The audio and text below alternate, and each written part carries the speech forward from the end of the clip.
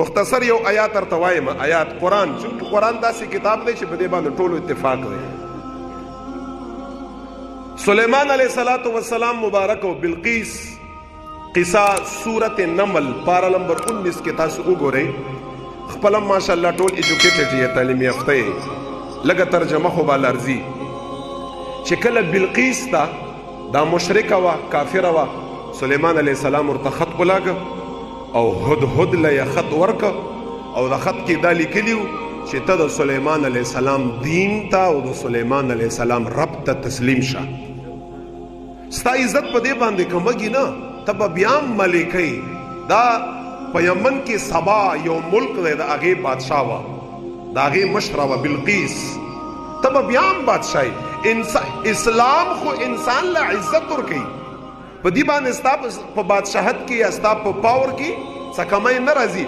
هدهد ملا چرګک چې مونږ ورته وایو، دا خط یې ویوړ هلتې وغورځاوه، دې مبارک یې راوخیست. چې کله یې وکاته والسلام علی من اتبع الهدى، دې ځای نه شروع، بیا شروع انه من سلیمان و انه بسم الله الرحمن الرحیم.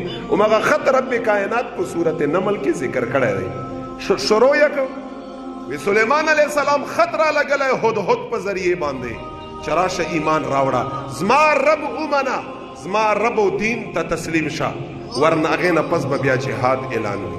چې کله بلقیس دا خبره خپلو لاندې خلکو ته وړاندې کړه، کرامت ته ګورئ اوس، وی لاندې خلک ورته یي چې هغه هم بادشاه دی او تم بادشاه یې، مونږ به ورسره مقابله کړو، مونږ د هغه امر ته تسلیمه ګناه سلیمان علیہ السلام مبارک ته. خدا مبارک ډیره هوښیاره وه. قرآن کریم کې هم د دغه الفاظو تعبیر الله کړی دی. وی چې دی ورته وی چې نه، دا یاد لرئ کله چې بادشاه یو بادشاه د بل بادشاه په ملک باندې حمله کا، په دې کې ډیر فساد راځي. دواړه طرف نه زوروري، هم زورور ځان ته یي، مونږ هم ځان ته زورور یو. کله چې بادشاه په ملک باندې حمله کا، په دې کې ډیر فساد راځي، په دې کې ډیر زیات خون ریزي راځي. په دې کې څه خبره، مونږ به لاړ شو، د هغه خدای به واورو، د هغه دین به واورو. که د هغه خدای ټیک خدای دی، د هغه دین صحیح دین دی، مونږ هغې ته سر تسلیم یو، مونږ به په هغې باندې ایمان راوړو.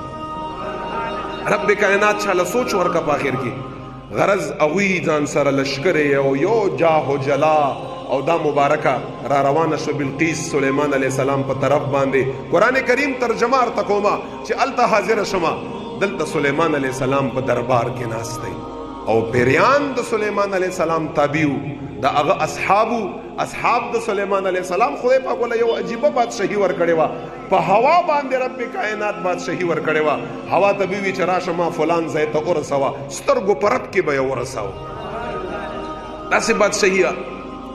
وی دی مبارک ناست دی، وی چې لاندې درباریانو ته یي چې بلقیس را روانه ده سره د لوی لښکره او جاه و جلا، او د بلقیس یو تخت دی، تخت، او دا څومره تخت دی او دا منځ کې لیار څومره ولیار، هغه ورته بیانومه. د بلقیس تخت دا 80 ګزه اوږدو او 40 ګزه پلنو، 80 ګزه اوږدو او 40 ګزه پلنو، او دې مبارک دغه تخت په 9 محلاتو کې بندو، یو محل بیا هغې نه بعد بل محل، په 9 محلاتو کې به بند پروتو. او څومره مسافتو بلقیس نوخلا رضی الله عنها تر سلیمان علیہ السلام پوری 6 میاشتو مسافت مزلو، 6 میاشتې. زه خو یم چې یو ګنټه مې که نه ما ورته یې نشو کولی. 6 میاشتې مسافت پیدل مزل دومره لرې وه.